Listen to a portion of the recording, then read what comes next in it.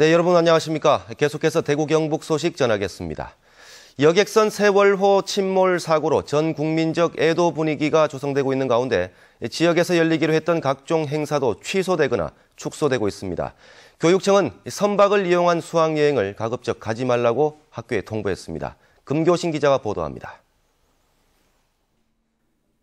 대구시와 경상북도 세계물포럼 조직위원회는 내일 엑스코에서 열 예정이던 세계물포럼 D-365 성공 개최 다짐 행사를 전격 취소했습니다. 대구시는 또 대구평생교육진흥원 개원과 공무원 체육대회를 연기했고 동성로 가요제와 남구청 가족 한마당 행사, 달성군이 참꽃문화제와 낙동강 마라톤 대회도 취소됐습니다. 경상북도도 23개 시군에 애도 분위기에 동참해 줄 것을 요청하는 공문을 전달했습니다. 축제성 행사들은 모두 자제토록 하고 또 애도의 분위기를 가지면서 우리 도가 지원할 수 있는 일이 있다면 적극 지원토록 하겠습니다. 관등놀이 축제준비위원회는 오늘 저녁 관등놀이 개막식과 축하 공연을 전격 취소하고 중동교에서 간단하게 점등식만 열었습니다. 전교조 경북지부도 오늘 열기로 한 자사고 지정철회 촉구 및 시간제 교원제도 반대 기자회견을 취소했습니다. 대구와 경북교육청은 각급 학교에 긴급 공문을 보내 선박이나 비행기를 이용한 수학여행을 적극적으로 보류할 것을 통보했습니다. 또 현장 체험학습 과정에서 안전에 문제가 될 가능성이 있는 수상 관련 프로그램은 즉각 대체하는 등 철저한 안전관리를 지시했습니다. 기존에 우리가 각종 연수를 통해서 배부한 수학여행 현장 체험 매뉴얼을 한 번 더 보고 점검하라고 이야기하고 있습니다.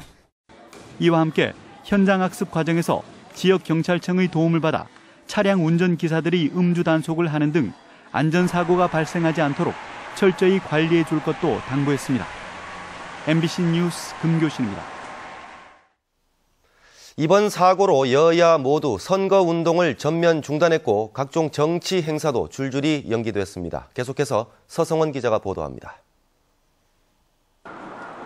여객선 침몰 사고 희생자를 애도하고 실종자들의 무사 귀환을 바라는 분위기 속에 새누리당은 시도지사 후보를 비롯한 모든 후보들의 선거운동을 전면 중단했습니다. 경선 여론조사도 중단하기로 했고 오는 20일 대구시장 후보자 선출 대회도 연기하기로 했습니다. 이 선거인단을 뽑아놓은 상태이고 홍보물도 지금 다 나가 있는 상태입니다. 그런데 그 많은 분들한테 연락하는 것도 힘이 들고 사실 어려운 점이 있지만 그래도 이번 사건이 너무나 또 중요하기 때문에 새정치 민주연합도 대구시장, 경상북도지사 후보를 비롯한 모든 후보들의 선거운동을 중단했습니다.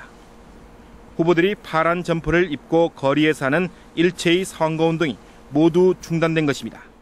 국민들과 함께 슬픔을 같이 하기 위해서 지금 자발적으로 어제 캠프 차원에서 선거운동을 중단하기 시작해서 오늘도 계속 선거운동을 자제하고 통합진보당과 정의당 후보들도 출퇴근 인사와 선전전을 모두 중단하고 공약 발표 일정까지도 취소했습니다.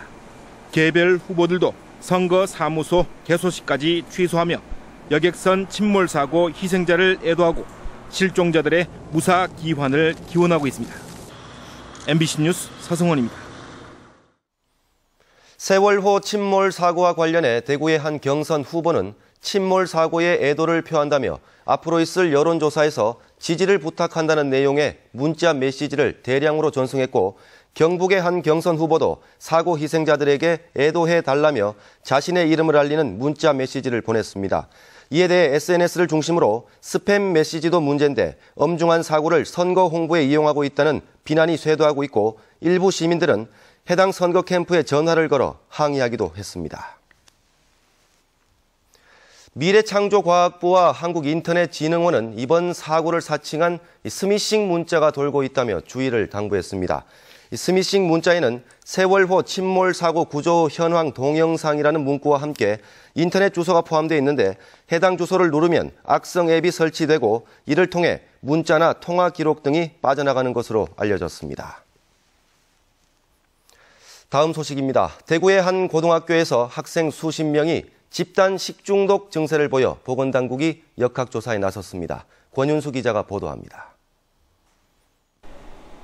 대구의 한 고등학교에서 학생들이 복통과 설사 증세를 호소한 건 지난 14일 월요일부터입니다. 학교 측이 자체 조사한 결과 주말 휴일 동안 증세가 있었다는 학생을 포함해 모두 45명에게서 증세가 확인됐습니다. 월요일 날 오전에 이제 밤새 하가요. 그때 3교시 때 이제 좀 더 오는 걸 봤을 때 이건 아닐까 싶어서 진짜 조사를 했거든요. 보건당국은 지난주 목요일이나 금요일 급식에 문제가 있었을 가능성이 높다고 보고 가건물을 채취하는 한편 조리기구 등을 수거해 역학조사를 벌이고 있습니다. 식품의약품안전처는 기온이 섭씨 25도를 넘어서면 상온에 둔 음식물이 6시간만 지나도 식중독균이 번식할 수 있기 때문에 주의해야 한다고 경고합니다. 낮 기온이 25도를 오르내리면서 아침 저녁으로는 선선한 요즘 같은 날씨에 음식물 관리에 소홀할 수 있습니다. 야외 활동 같은 게 많아지시는데 그런데 이제 김밥이나 이런 상하게 씹은 음식들은 조금 피하시고 아니면 싸가시더라도 조금 일찍 드시는 것이 식중독을 예방하는 데 도움이 될 것이라 생각이 듭니다. 식약처는 최근 5년 동안 발생한 식중독 가운데 4월에서 6월 사이에 발생한 사례가 전체의 38%로 가장 많았다고 밝혔습니다. MBC 뉴스 권윤수입니다.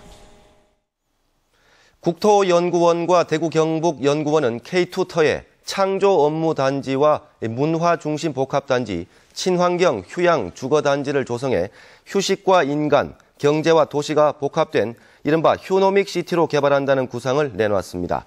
대구시는 오늘 전문가와 시민 대표들의 의견을 반영해 K2 이전 방안을 만든 뒤 오는 30일 시민공청회를 갖고 대구시 의회 의견 청취를 거쳐 다음 달 중순쯤 이전 건의서를 국방부에 제출할 계획입니다. 경상북도는 오늘 대구지방국세청과 농어촌 지역 노인들의 근로장려금 신청을 지원하기 위한 업무 협약을 체결했습니다. 이에 따라 대구지방국세청은 경상북도와 시군 읍면사무소에 근로장려금 제도 매뉴얼과 교재를 공급하고 신청 대상자에게 별도의 안내문도 보낼 예정입니다.